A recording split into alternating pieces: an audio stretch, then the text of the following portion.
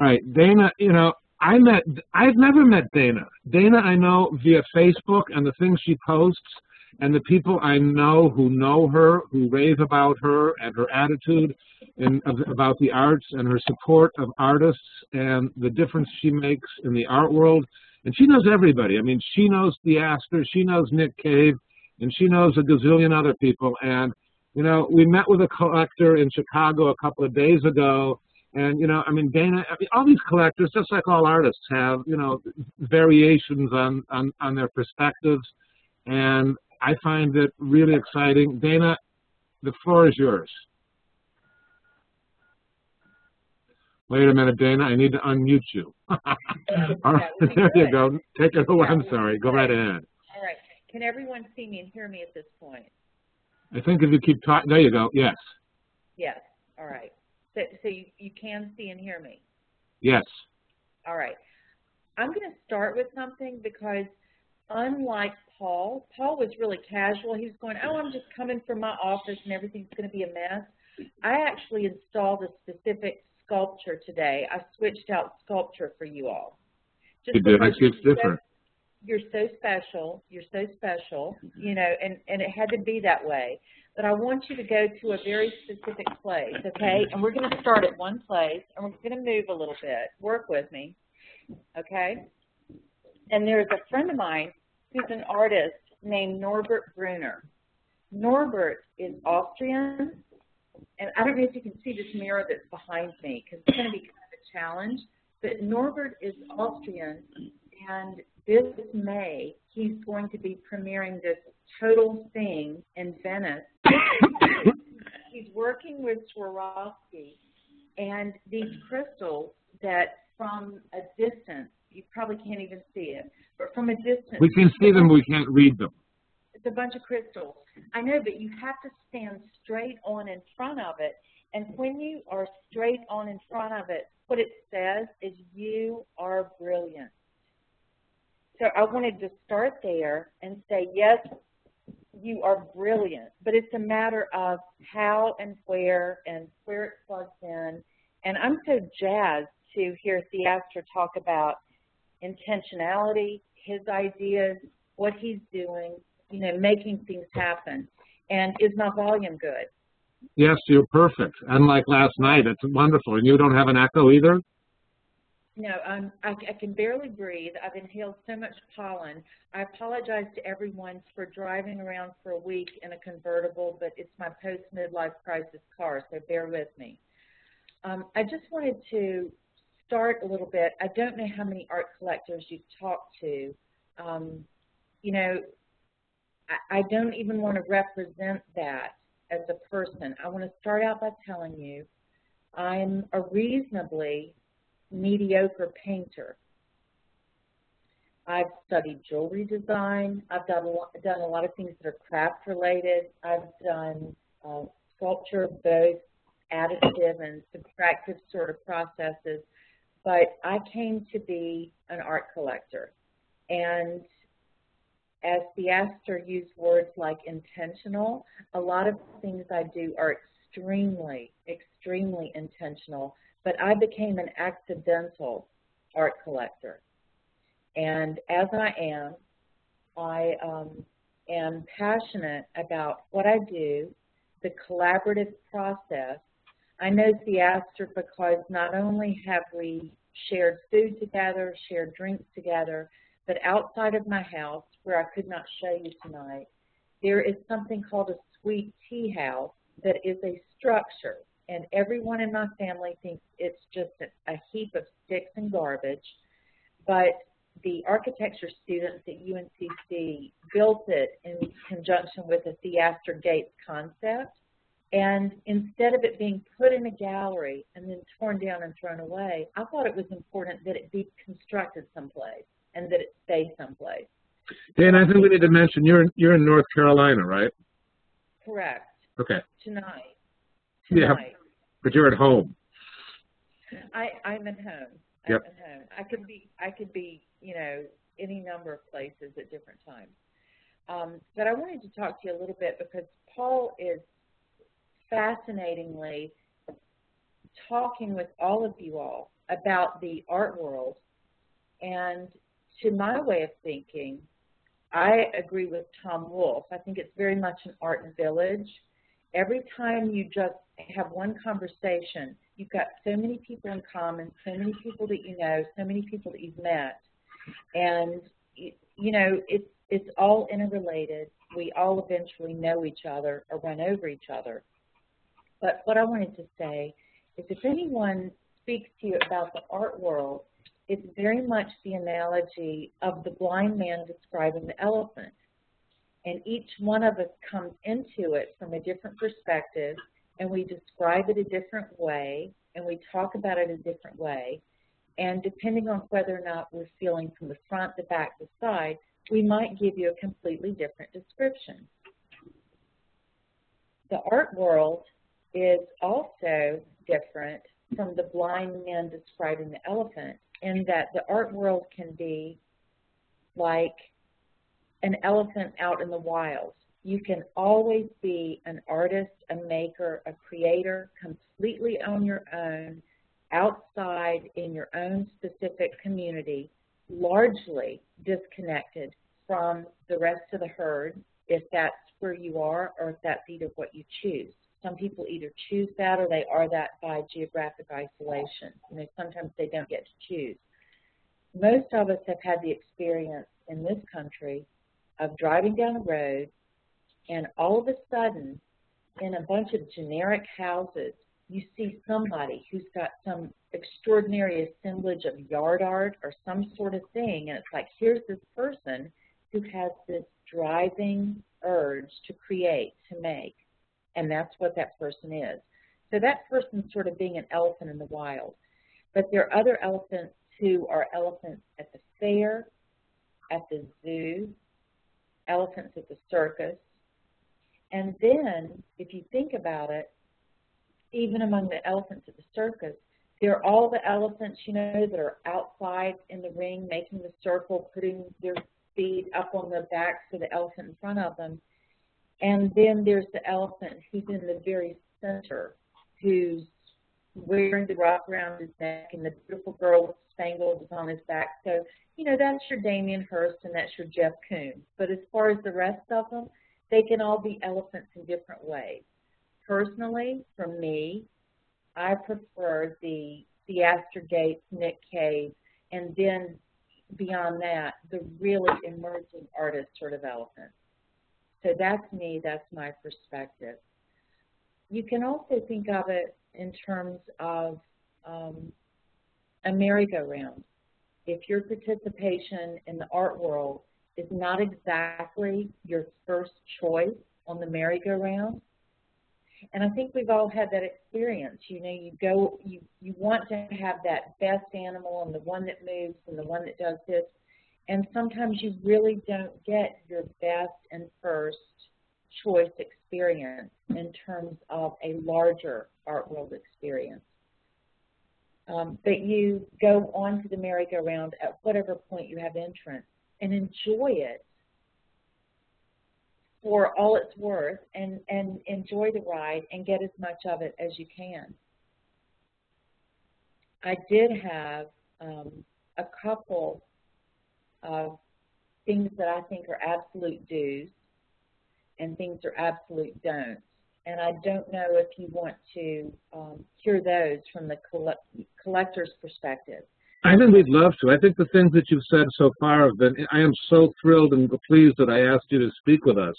You know, that I'm just melting in awe. I think, you know, take it where you want to go, girl. You got it. I mean, this is really, really supposed to happen, because what you need to know, and I'm talking to you all as if you're absolutely my best friends. I'm talking to you as if I would talk to my best friend or Theaster or Nick Cave or my dearest, I have a dearest sister friend who is a New York art dealer. You know, some people think those are evil people. She is my dearest go-to friend. You know, art people are not, particularly if they're in the business end, they're not by definition bad people. They simply aren't. But what I wanted to say is there are some do's and don'ts And I wanted to go through a list of those. I want to be very open about where I'm coming from, because please understand, although today my job description and my paycheck says that I'm a CCO of a structural steel company, I work for travel benefits. So you best believe I'm going to be in Venice when that Austrian artist has his big deal right before the Venice Biennale. Because guess what? His party happens on my birthday, and I gave him the passes to Art Basel last year because, lo and behold, somebody as cool as Paul, but somebody named Hayami, who is on staff at MIT, had asked me to speak at MIT. So I said, nobody's going to ever ask me to do that again. I've got to go to MIT. I'll give Norbert Brunner, the Austrian artist, my passes to go to Switzerland. Let him be at the opening of Art Basel and do that. That's when he took the meetings with the head of Swarovski. That's how that happened. That's kind of why I told Paul, if I speak, the topic of conversation needs to be something really cool like the Immaculate Connection, because I really do believe in the reality of the human connection and how we are, as John Donne said, all part of the whole. That's why I know Theaster. I don't know if Paul set this up or he knew that we had Cosmos together, but this is why this is all happening. The world is small. We are interconnected. We do know each other. And by the way, if we're the right kind of people, if we're living right, we should help each other out. We should make an introduction. But let's go back to my down and dirty do's and don'ts, okay? And believe me, I'm not in the business end. I've had one of the most respected painters of my life, a person of whom I'm actually in awe, come to me and ask me, would I please be a dealer? And I said, you know, just because you really, really enjoy sex and like to have it, it does not mean you should be a prostitute. And that's not to disrespect, okay? That's not to disrespect art dealers, but it's like everything I've done thus far involving art has been at my cost. Has been at my cost. And I want to tell you that and also confess to you up front, when I was a young child, middle school going into high school, if I wanted art supplies, I stole them. So I've got some payback to do. And I think at this point, having just bled out a bunch of red ink to build a couple of museums this past year, I think I've outdistanced the pencils and the tubes of paint that I stole. But because I actually did that, I'm very vested in this whole process and, you know, have a sense of love and respect.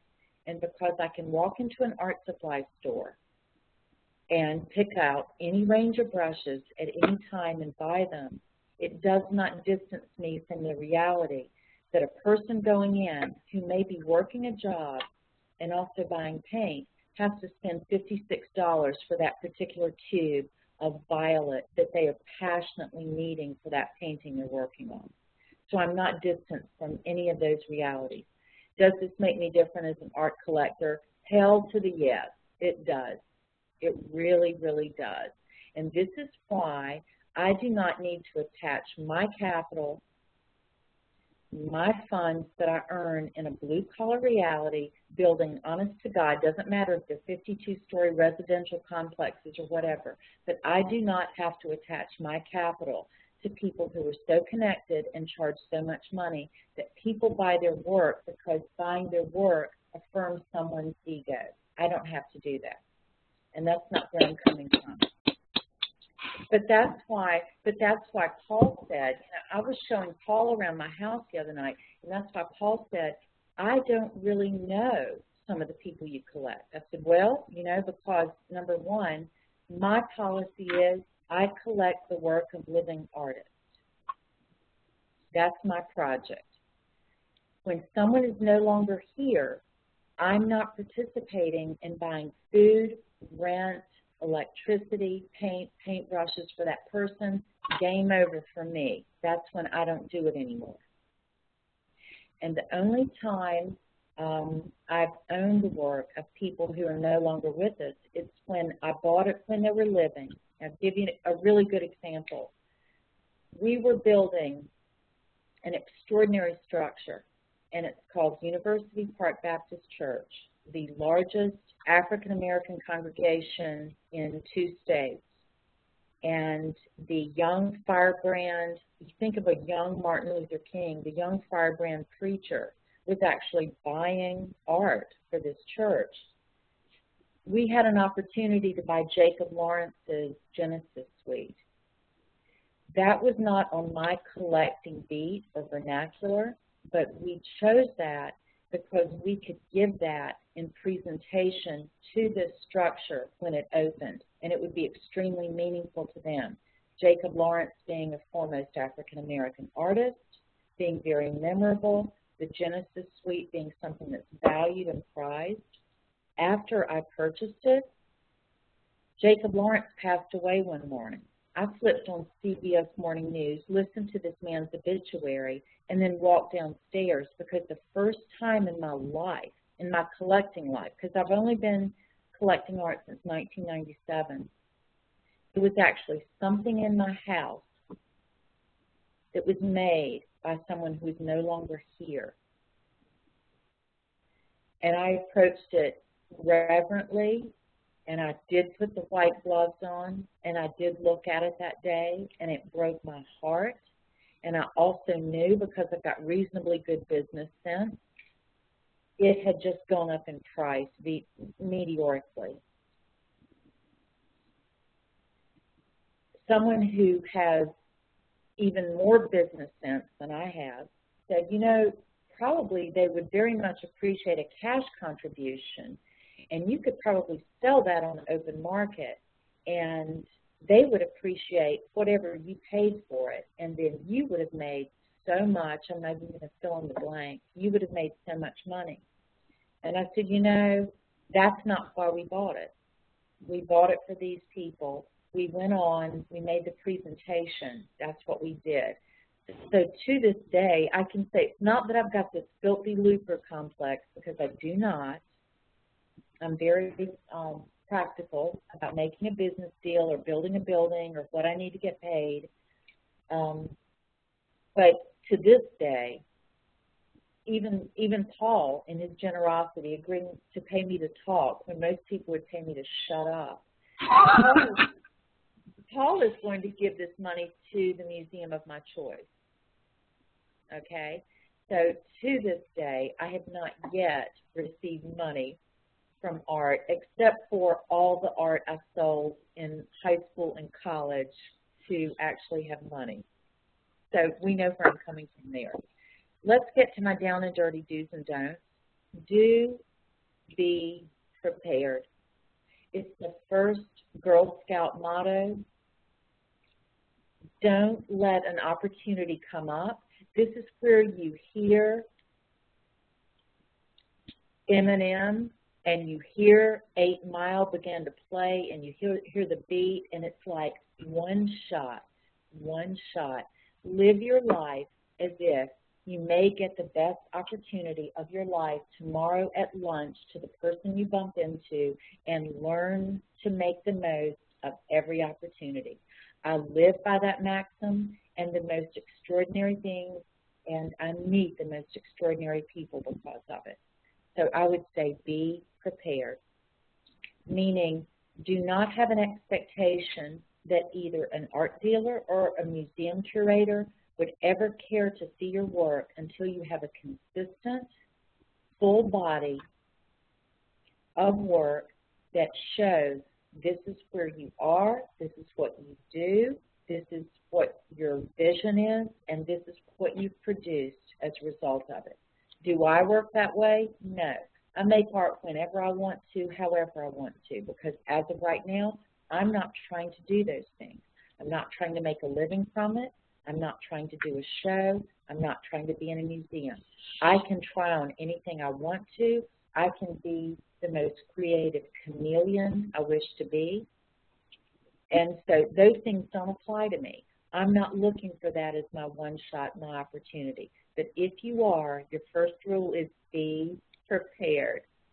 The second thing is be consistent. Two of the most wonderful, prolific, successful painters I have ever known in my life. One is still with us. He's having a 50-year retrospective, and at Davidson College, when I said, you're not old enough to have a 50-year retrospective, he said they found a painting I did when I was 15. I asked him, how in the world? I mean, 15? I would be ashamed. It's like I would never do anything that would make me sound older than I am because I'm old enough. But his deal was he was completely no ego involved, showing this painting that he did when he was 15 immediately beside something he did maybe 6 months ago. This is a man, Herb Jackson, who currently has a show in Chelsea, still running at Claire Oliver Gallery, has this amazing 50-year, which is a joke, but a 50-year retrospective in place. And his entire mantra is just do the work. The man says he does not believe in talent. He believes in just doing the work. The other painter, who's no longer with us, always said to me, you know, nobody really ever cares if you do what you do except for you. So just pick yourself up by the seat of your britches and go do the work. And she would excuse herself in the middle of some sort of dinner party that was thrown in her honor, whatever, and she would just shuffle off to the studio and do her stuff. So be consistent, do what you do. If your work is scattershot and you're still figuring things out, that's the time to talk with people like Paul, people who are your buddies, people that can critique your work, but that's not the time to go out and knock on the door of the gallery or try to introduce yourself to the larger world, because you've got to have such a bedrock solid point of view and some degree of consistency about where you're coming from before you interact with the commercial world. Otherwise, you'll just get caught up in the tidal wave and the undertow of what it is, and you might be a flash, you might have one show. I've got an unfortunate example because there's a person now getting ready to have a show who wasn't ready, and they're not going to get another one. And the sad thing is they don't even know it yet. They don't even know it yet.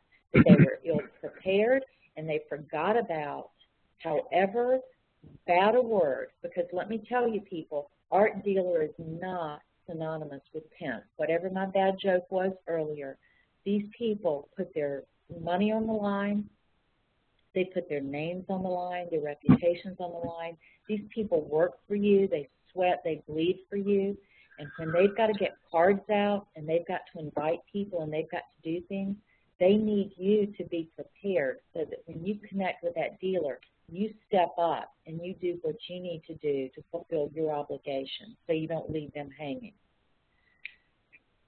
Be present, be visible.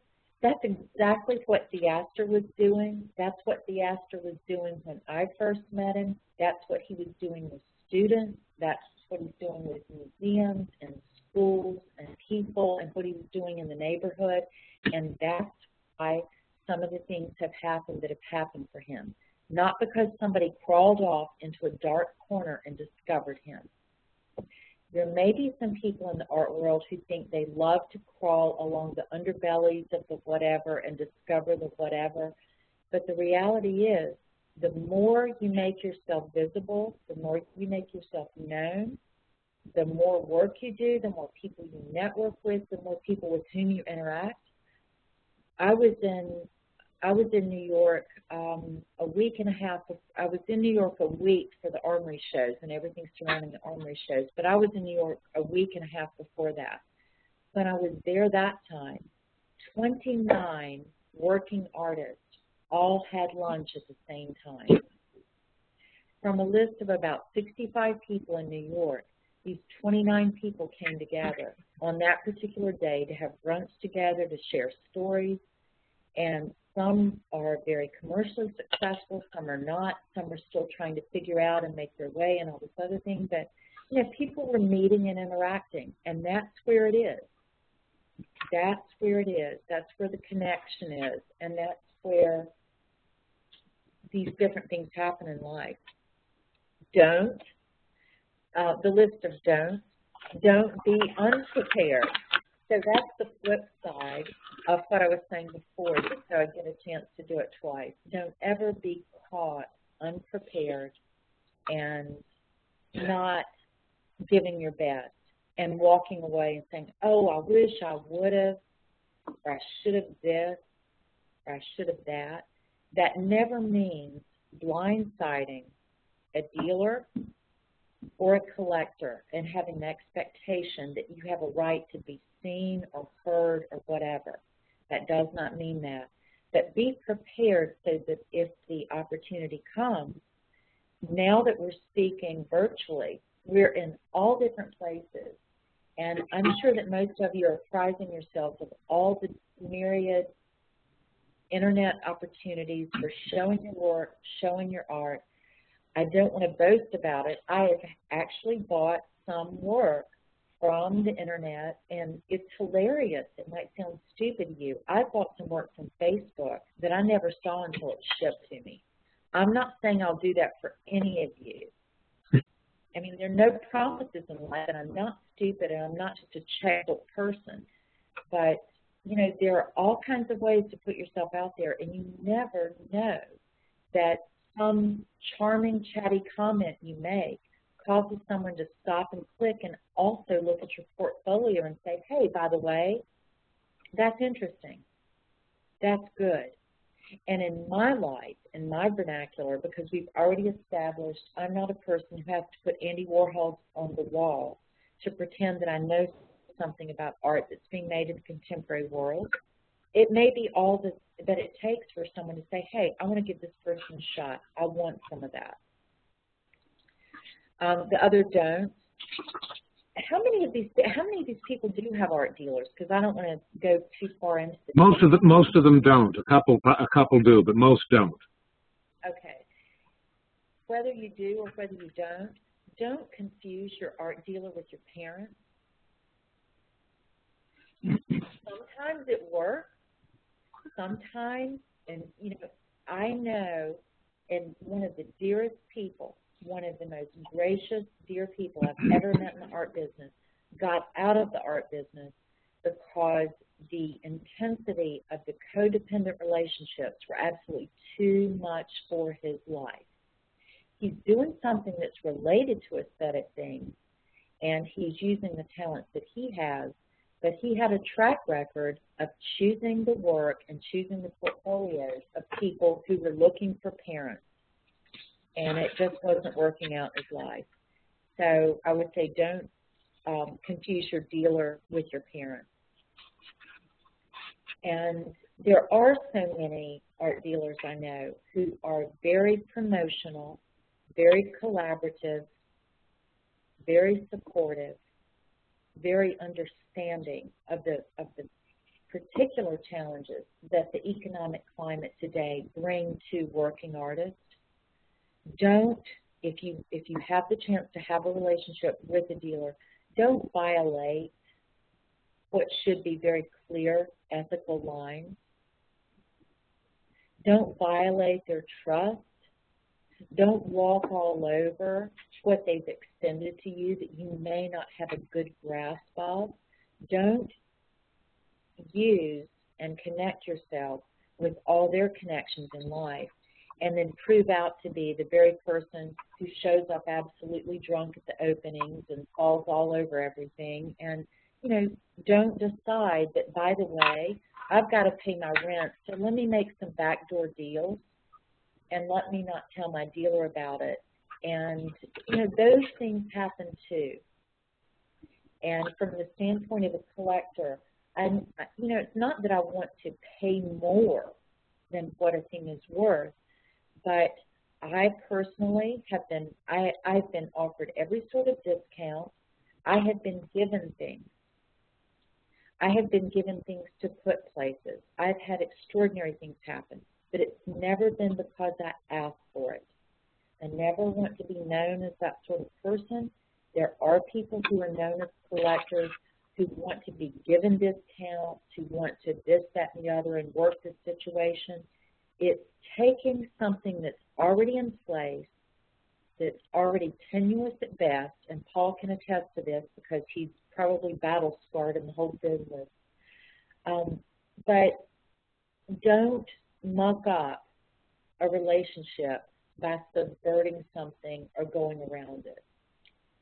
You know, let me reiterate that slightly differently. I mean, basically, the art, as you talk about it, the art village is rather small, and ultimately, everybody knows everybody, or they know, you know, it's not 6 degrees of separation. It's fewer, and as an extension. As an extension of that, though, you don't treat anybody like they're unimportant because you don't know who they are necessarily, because the dress code in the art village is different than the dress code in the business world. And, you know, you never know where good news is going to come from, and you never know who knows the next person that you want to meet, and you need to treat everybody as if they're meaningful. Exactly. Because we are. Exactly. The truth is we are, you know. And I really didn't have too many other notes I had to go into. I have gangs of stories. I have gangs of mystical stories that have to do with this whole immaculate connection thing.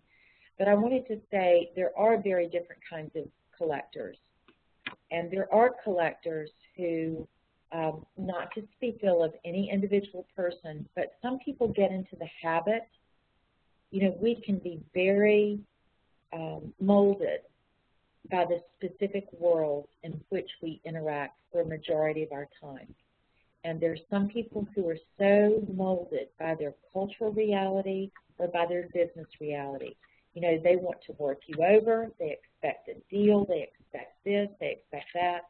And with collectors, there are always different types of people, and there's a yours, mine, and ours perspective. And I think of it as an ours perspective because collecting only the work of living artists, and I do own the work now of people who have passed away, but I see myself as a caretaker. I collect art personally, and then I am responsible, not only am I responsible for choosing the Davis Seal art collection, I own a percentage of all of that work because I never wanted the possibility that the company could be bought and then the art could just be trashed. There's nothing worse than, say, a sculpture that's owned by a corporation and then something gets built or moved or whatever, and then before you know it, somebody's just torn something apart or torched it or thrown it away. And that sort of thing happens. You know, someone who's really important in Paul-Klein, Chicago, Richard Hunt, had a piece go missing from a public installation. That was from Michael Reese Hospital. I remember that. Yeah, nobody knew. And it's like we were posting this and causing a bunch of big news because, by the way, Richard Hunt had just received a Lifetime Achievement Award from the International Sculpture Center, you know, and it's like, how could a piece of his just be upended and picked up by contractors and go who knows where? You know, how does that kind of thing happen? So with collectors, there can be a real yours, mine, or ours perspective, and I can only say that personally, I have a sense of responsibility. I've only got, because I don't have a huge, massive collection, I've only got things loaned out to 3 museums today as we speak. I don't exactly know how many pieces, but, you know, I counted up 3 different places. And my policy is as long as the person's living, I will loan the work, and then after that, I will manage it as best I feel furthers the person's reputation and protects the body of work.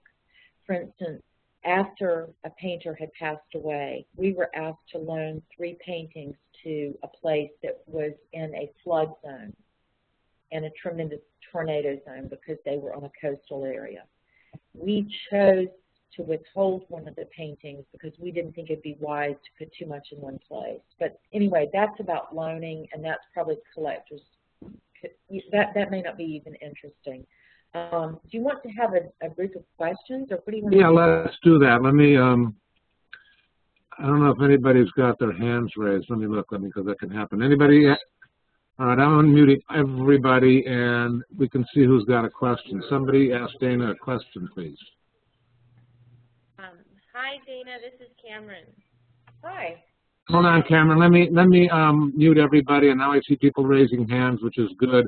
So I'm muting all of you, and then I'm going to unmute Cameron, and then while I'm unmuting, after I've unmuted Cameron, I'm going to unmute Dana.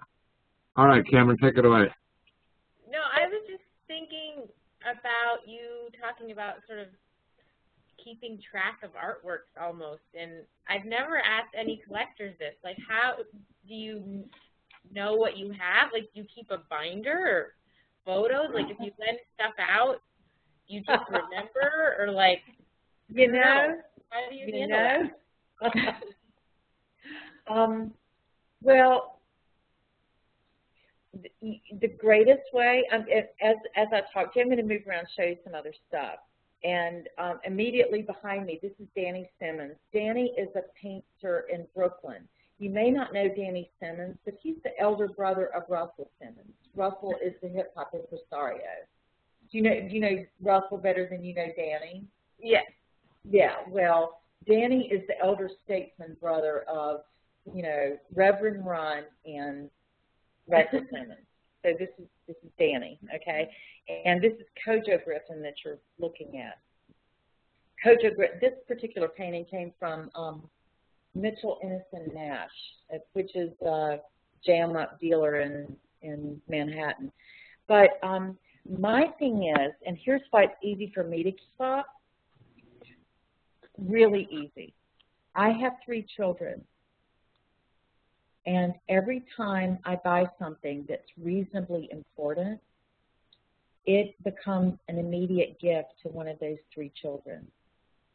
So I have already assigned my caretakers in life. And so they each know what is theirs, what belongs to their brother, what belongs to their sister. And beyond that, the most exciting thing, Cameron, is I got a vision that if you give things directly to museums, you don't have to keep up with them anymore. And that was a cataclysmic thing that happened with me, I don't know, maybe 5 or 6 years ago. It's like, oh, yeah, by the way, don't have to dust it. Don't have to keep up with it. And when we began giving things directly to museums that would go into permanent collections of museums, what I realized, 2 things. Number one, the museum loved it because museums are extremely challenged right now. Their budgets are very challenged, and I can easily place art into contemporary collections. The living artist may or may not already be in a museum collection, but it furthers their resume. It keeps me from having to take care of it. I at least get a tax deduction. If I've made good choices, which I always do, I get a better tax deduction than if I had invested in the stock market that year. Okay? Mm-hmm. So, and then by the way, it's in a museum. I get to go visit it. I get invited to the opening. Everybody's happy all the way around, you know? And I never have to worry about, oh, what happened to that thing we stuck over there? So I'm not, I may change my mind, but as of right now, I'm trying not to be. And I'm not criticizing anybody because I've got some very good friends who collect this way. I know people who take entire rooms and wings of their house, and then it turns into warehouses, and they warehouse things away. And I'm not going to do that. You know, I'm not going to do that. I'm going to make sure that it goes other places. And I've just had such a good time with doing that, and finding out that even emerging artists love to be in museum collections, and they love to be seen. They love to be seen in the larger world, you know. And so some people are already there, and other people I get to put in museum collections for the first time, and that's a tremendous amount of fun. It's a tremendous amount of fun. Yeah. Fabulous. Yeah, thank you. Let's ask, Joanne has a question. Joanne, go ahead. Okay. First of all, I want to thank you, Dana, because well, we went to go visit another collector earlier, and I had asked him, I had mentioned that I had read a article about Brian Ferry, who is an art collector, and one of the questions asked of Brian Ferry was how he feels about his art collection, and he said something that I liked, in that he said that he doesn't feel that he owns any art, that what he does is he curates it for the next generation. And when I spoke to this other collector about it, he said, oh, no, I totally disagree. I own it. I can burn it if I want to. And, hell to the no. Hell to the no. And so hearing you is wonderful from an artist point of view, from a humanitarian point of view. I feel what you do is just perfect. It's like, I can't think of a better collector. No, it's not. No, it's not perfect. It's not perfect. But let me, you know, it's predicated on love, and it's predicated on respect. But no, would I ever take the work of, no, destroy it? I wouldn't let those words come out of my mouth. That is the opposite of creation. You know, we buy art, we collect art, we make art, because so much of the world is involved in destruction. Everything we read, the news that washes over us, it's all predicated on destruction. My very body, and that's why I say I drive my post-midlife crisis car. I'm wasting away here. You know, there's some degradation going on, and it's like creation is the inverse operation of that. Let's facilitate some creation. You know? Right. Well, exactly. Thank you. Oh, thank you. Awesome. That's pretty cool, Joanne. Thanks. Connie has a question. Go ahead, Connie. I have so many questions. You do, and they're almost always excellent questions. So, you know, you can have more than one. It's okay. Okay, so you were talking about donating artwork to museums. Yes. I'm just wondering how you decide which artist's work goes in which museum. How do you approach these people? What is the transaction like? Anything you want to say about that? Okay, I can tell you a couple of stories about that. First thing I was going to say, immediately over my shoulder, you see the bottle tree? Yes. Yeah, bottle tree is Juan Logan.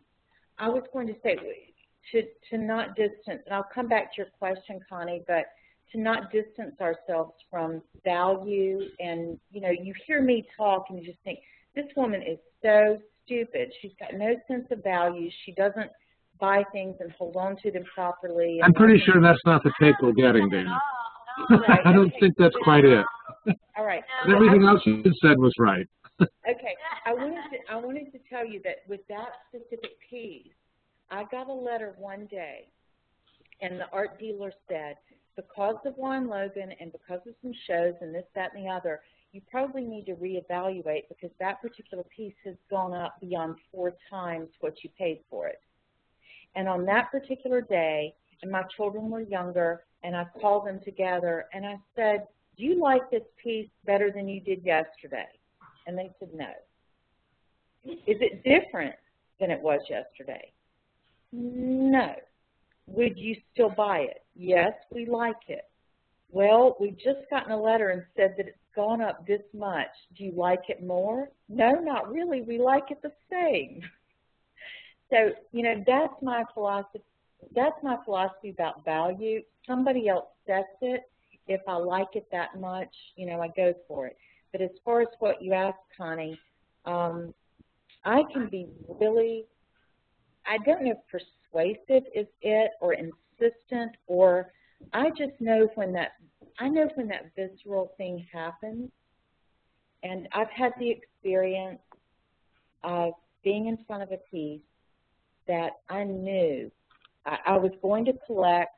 This was something I wanted, but this turned out to be, when I stood in front of it, it was, honest to God, it was like, this was a museum piece. This was not for me. If something's in my house, a certain number of people see it, but not the public every day can come see it. Mm-hmm. And when I stood in front of this piece, it was 2005. I was in a New York gallery. The gates were all happening in New York. And I stood in front of this piece, and the very day I stood in front of it, I said, Shazam, this is museum quality work. I got the director curator on the phone. And I said that day, I do not know if Judith Schechter is on your short list, but if she is, I'm standing in front of the piece that needs to be in the museum. And while I was making that phone call, another call came into the gallery. Judith Schechter had just gotten a Guggenheim Fellowship. I'm not saying that I can always stand right on the point of ground where lightning strikes, but I felt as if I were that day. That piece is now on display, and it's in the permanent collection of the Mint Museum of Art, and the curator very politely asked me if I would kick in X number of dollars, and I said yes, I would. And I didn't have to give the full amount because I wasn't going to get to have it anyway. And some other really brilliant people pitched in, but the piece went directly to the museum and never got to come to my house. Mm-hmm. Do I regret it once in a while? Yes. Did I do the right thing? Yes. Was it better for the artist?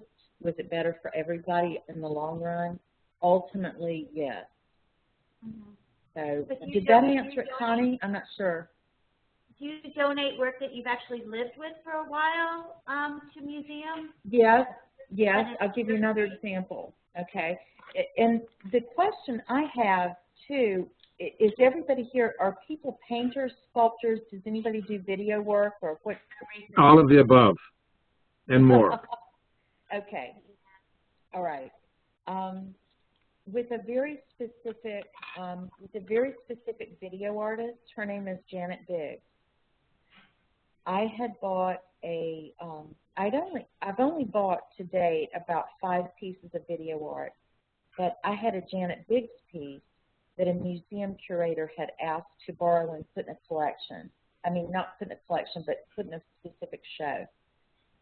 Therefore, I knew the curator liked Janet's work.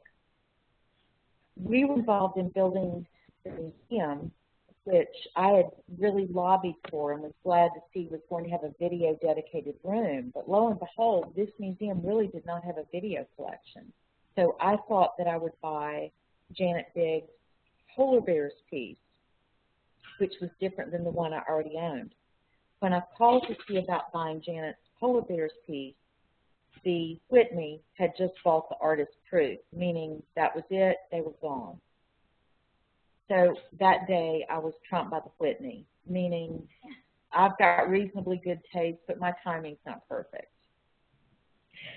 And so I decided to take the piece that I already have and give it to the permanent collection of the Mint Museum and let them have that piece, which is now on display. And lo and behold, and here's the way museums work.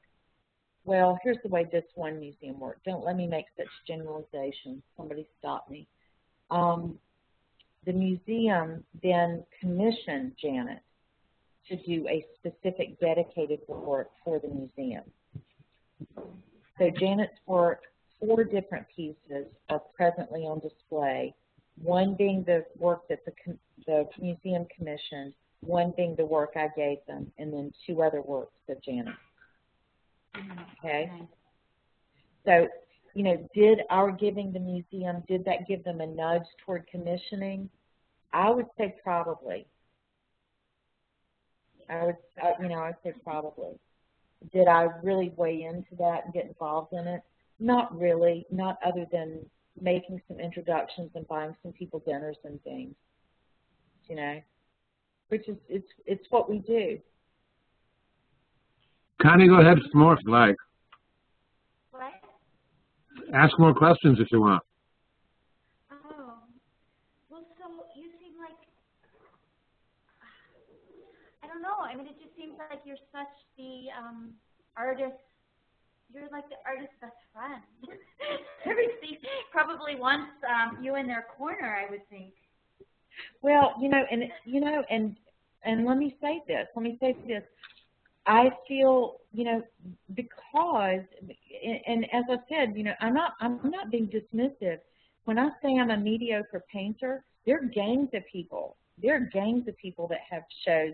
They don't paint as well as I do. I understand it. I get it. I understand putting your guts out there and doing your thing and asking somebody to understand it, not understand it, pay for it. But also, this is a very contrary statement.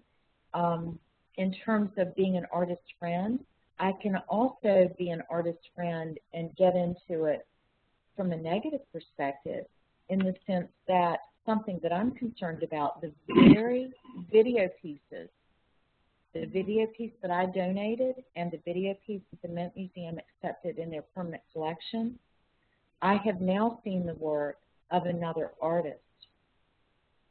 And that specific artist, his name is Marek Reynes, and Marek is happens to be East European. I think he's Polish. But Marek had done some work and done some themes in his video work that predate some of this other work that's being shown. And I'm interested in his work being seen in a larger way, because it almost seems as if I've promoted something, and I've promoted the video work of someone who's done work that's quite analogous or almost like companion pieces to his. And he kind of got passed over. I didn't know about his work. I hadn't seen it. And he got sort of passed over. So I get involved in things from a lot of perspectives. And yes, I feel like I am, I think I am equipped to both be an advocate, to be a friend, to be someone who's, in a way, I'm not tainted by the transaction of it. So I get to have my free range opinion. I think that's what Paul knew about me in advance. Paul knew. You can. Very valuable. I don't know if Jerry Saltz told Paul this. It's like, Dana, it's just like a free range opinion. No, he didn't say that. But there's another thing about you that I find really remarkable. I've got 3 children also, and I've spent a lot of time teaching my kids who are between 17 and 32 the 3 R's, and for me the 3 R's are respect, responsibility, and resourcefulness. And, I'm not, I think those apply to all walks of life, be it the art world or just whatever.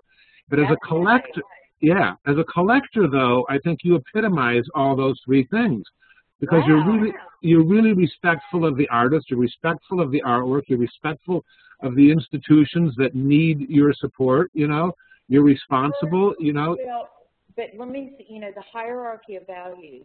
I'm first respectful of the artist. You and me both. I mean, I used to be an art dealer for over 30 years, and I'm not so sure that I was as respectful to artists at that point as I am now, and a lot of that for me has come from my relationship with Tony Fitzpatrick. And, well, ask him, Paul, ask him why he unfriended me on Facebook. He unfriended me too. Okay, and I still think he's a wonderful human being. No, I don't know him. I was in Chicago last year for Art Chicago because someone had asked me to speak on the theme of beauty in contemporary art, because there's so much ugliness in contemporary art. So someone arbitrarily chose the topic of beauty in contemporary art. If I had had an extra day and I wasn't hanging out with Nick Cave, I would have looked up Tony Fitzpatrick to say, why did you unfriend me on Facebook? That would have been colorful. But yeah, I bet. but he, you know, all art comes from artists, you know, and I think artists are where the whole art experience begins. And, you know, my mission is to change the world and to have, you know, I feel like artists can be our salvation, and we need to give artists as much respect as we possibly can. And this class is about empowering those artists so that they can go out into the world and save my butt, you know? That's totally what Theaster was talking about. Exactly. We do what we do because it makes a difference. And when you talk about your children, let me go back and say the first thing I always taught my children, every dollar you spend is a vote. So you vote. Every time you spend money, you vote for one more thing of that type to be made. So instead of cartloads of things being hauled out of Walmart, I buy these things that other people may not understand or care about. And it's made all the difference in my life. Do you know? Totally. There are a couple of people ask questions who don't have audio. Somebody asked if there's a focus to your collection. There is. I know more about, particularly because I am a painter, I know more about painting than any other thing. And then after that, because I've done sculpture, I know a reasonable amount about sculpture. And then because I live in North Carolina, I don't know if you know this, but we have an extraordinarily strong craft tradition. And if you would Google Penland, PENLAND.org, you would be connected to a craft school that began in the 20s. And the whole Black Mountain idea of craft and making, and a great deal of the furniture I have is studio furniture. A lot of things, something I was drinking water from tonight, I know the name Kenny Pieper of the guy who made the goblet, you know. So we have a tendency to have clay, wood, metal, every type of craft, because we have an extraordinary craft museum, the Mint Museum Craft and Design, which was incorporated to the overall Mint Museum. We've got a craft tradition, but I'm more of a painting collector, and then everything else I understand the process more or less. I collect probably less photography. Is anybody a photographer? Not totally. Okay. I may collect less photography, but at the same time, I have a lot of very important and some of it reasonably historic photography that is presently on file to be donated different places. My particular quirky collecting aesthetic, I don't like very much that's behind glass.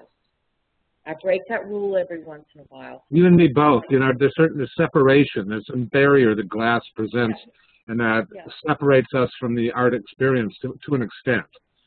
And I'm about the tactile reality, and I'm moving over. I'm going to show you part of, and it's hard to show you this painting because this painting is over 6 feet wide. But this is actually the painting that caused me to become an art collector. And this particular painting, this is a Maud Gatewood painting. Maud passed away, I think, in 2005. This painting is from the 80s, and it's called Magdalene's Southern Tour. And you see a woman who's actually running for it in a red dress while she's being stoned by the crowd.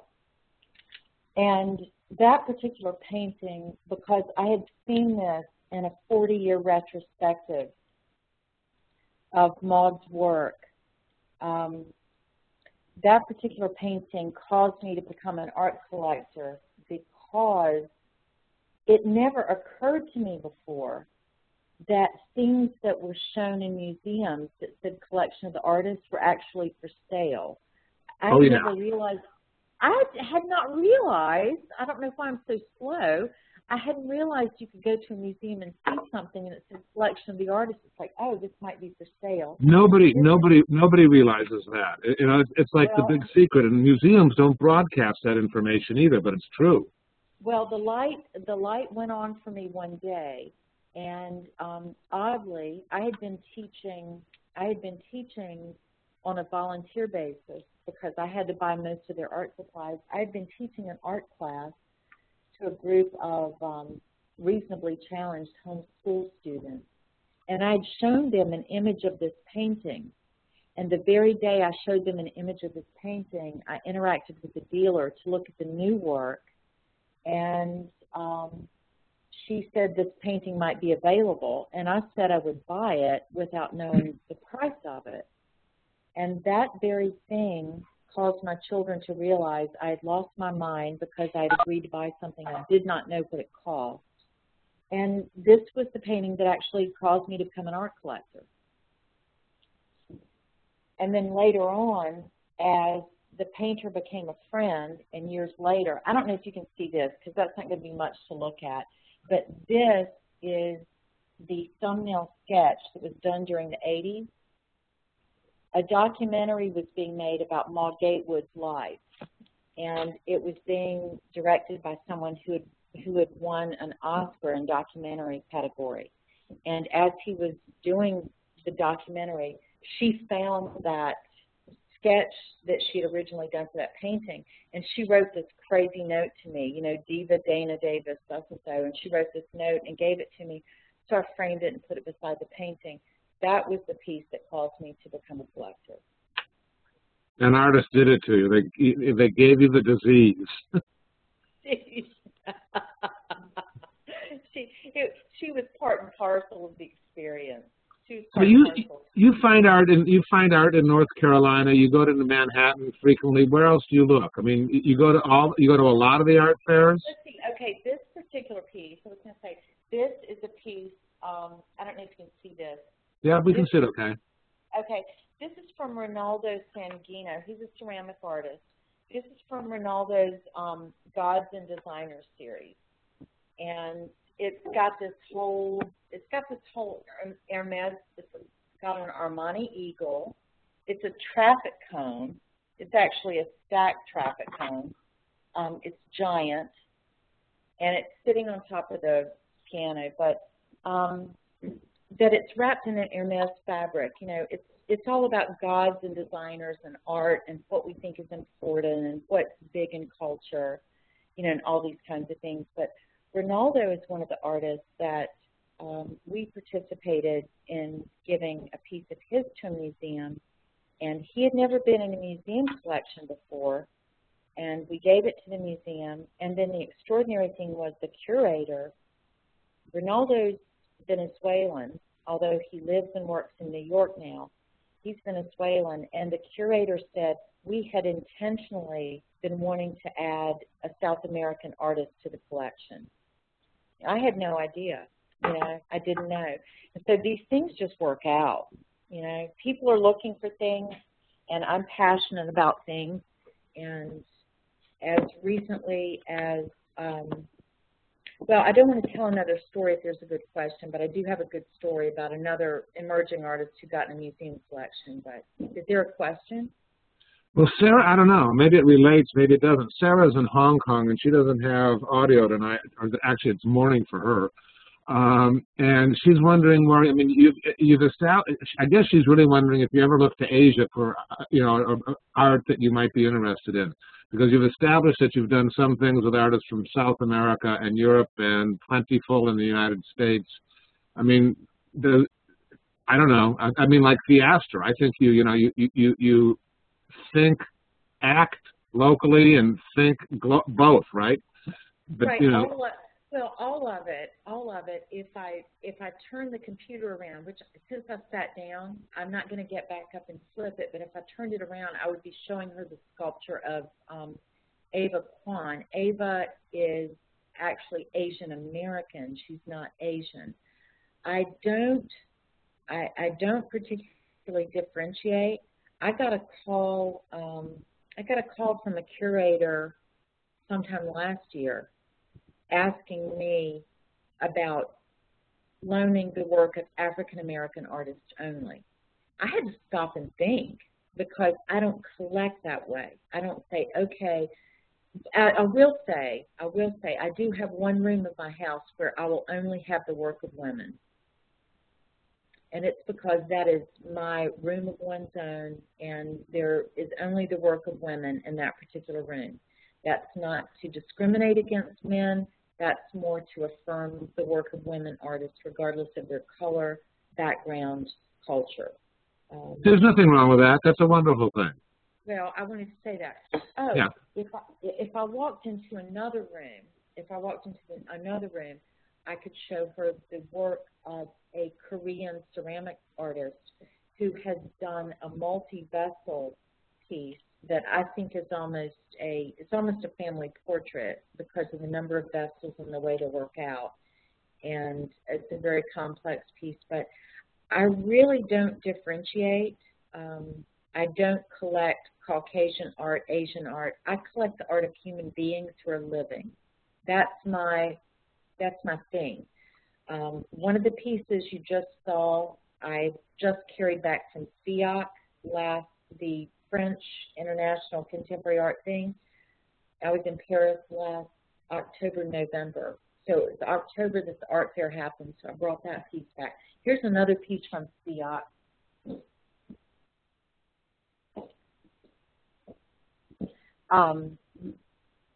I've been on a memento mori kick. Yeah. So it may be kind of macabre, but anyway, that piece I carried back from an art fair in Paris. I've done Basel and Miami to death in the sense I did not go this past year. I went to the International Book Fair in Miami in November rather than going to the art fair in December. I'd gone to 7 Miami art fairs in a row, and frankly, once you've been to however many parties where the wait staff are wearing black pants and black sunglasses and no shirts and they're pouring iced vodka and the menu is caviar, you've been to one of those parties, you've been to all of them. So that was Miami you're talking about, right? I don't know, I don't know if Miami, particularly because they've got issues with service and all these other things, and then too, I hate being shaken down. When I go to Miami, I'm paying $850 a night with a 4 to 5 night minimum for a $300 hotel room, if you could laughingly call it a $300 motel room. I always feel like it's the gateway to Dante's Inferno when I go to Miami. Well, I have one of my children sort of a Dante scholar. I don't go there, but I know what you're saying. The flip side of that is the armory shows, and the armory shows that just happened in New York, it's the inverse operation. They invite people, and their VIP people, they have a discount hotel room. So did I go to that? Yes. Yes, because I go in, and I'm getting a discount on a better hotel room that's close to the venue. And by the way, the whole armory thing is more about the art than the party. Miami's more about the party than the art. Will I be at Art Chicago? If I am in Art Chicago, I'll look up Paul, I'll look up some people. If anybody's local, we'll hang out. I was last year, but I really only went last year because somebody invited me to speak, and I did go the year before that. I think I will be at the Venice Biennale this year and be in Art Basel. It's like art fairs. Again, I go back to the elephants and the circus thing. Once you know what the elephants smell like, you don't have to go to the circus every year. No, that's so true. Do you? I'm blanking on your husband's name, but is he involved in the collecting, or does he have veto power or decision making? Is it all you? How does it work? Yeah, that's really interesting. Once in a while, he does. The way the family rule has worked, and nobody wrote this down because if there's ever a rule written down, I try to fudge it. But the way it is, I make the choices. Sometimes one of my children is involved in giving me a really conspiratorial thumbs up. It's like, yeah, absolutely, that's it. As much as my children have been with me at times, which they're not now, but as much as they've been with me, I've tried to say, is it this one or that one? Because when I go to see something, I have first choice, second choice. I don't go beyond my second choice. If I don't get my first or my second choice, I'll catch you next go round. But my husband, every once in a while, does have a veto. And sometimes for very legitimate reasons. He's coming from a different perspective. He doesn't weigh in on it the same way. It is very much my individual choice. Because I am married to a CEO in life, I am periodically irritated that the VIP entrance card to an art fair says Mr. and Mrs. Well, Mr. may not be there. Mr. may be coming in town on the weekend, but he's not there slogging it out, walking concrete floors on a Wednesday when the thing opens, because he may not even care. But particularly because he is a CEO, sometimes the things come with his name on it first. So, I laugh about that part of it, but that'll get fixed. That'll get fixed someday. That's no secret. It's no secret who's the person who, for instance, we just received something called the Spirit Award, which is tantamount to a Lifetime Achievement Award in this region for doing specific not crazy, but, foundational cultural things. He got to say one line, and then I gave the speech. Perfect. I think we should start wrapping this up in a moment or two, but there's an interesting question that Sarah asked. And that, your knowledge, you've gone really far in 14 years of collecting and, made a significant difference in the art village.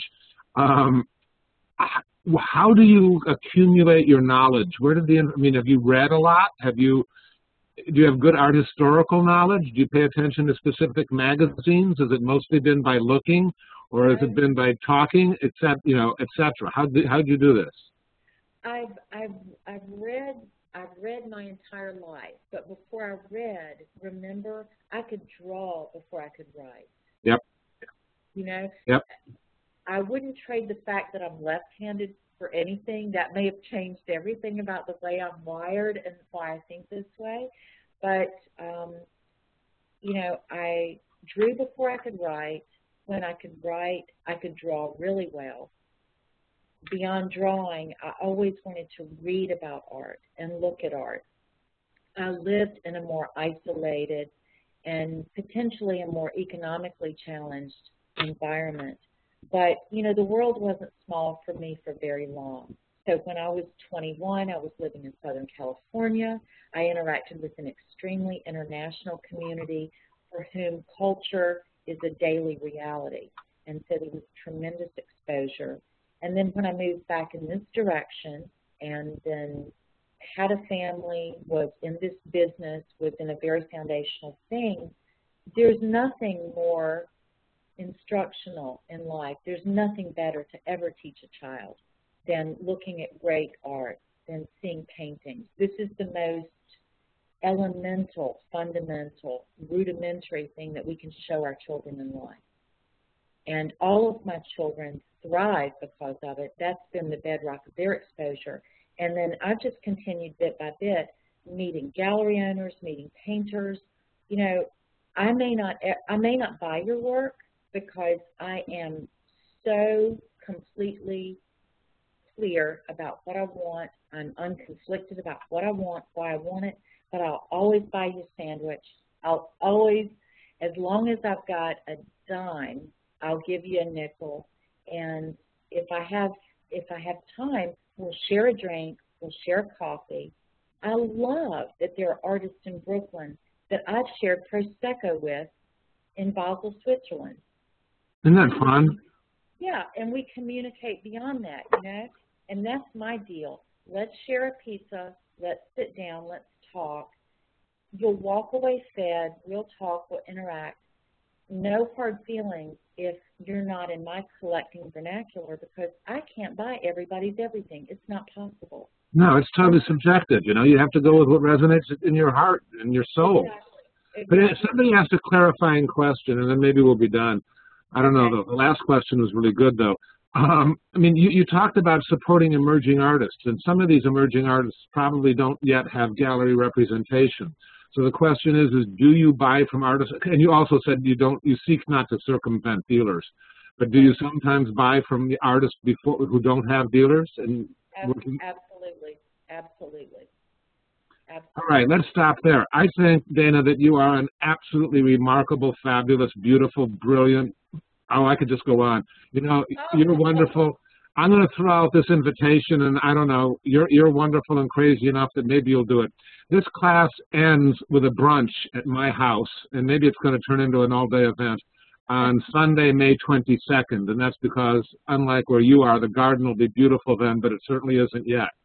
So that, you know, there are people in this class who are not in Chicago who will be coming in, like Amber, who's in Montana, I think is planning on coming in, and even Sarah in Hong Kong has threatened to come all the way to, you know, to see some of these people. I don't know that that's actually going to happen or not.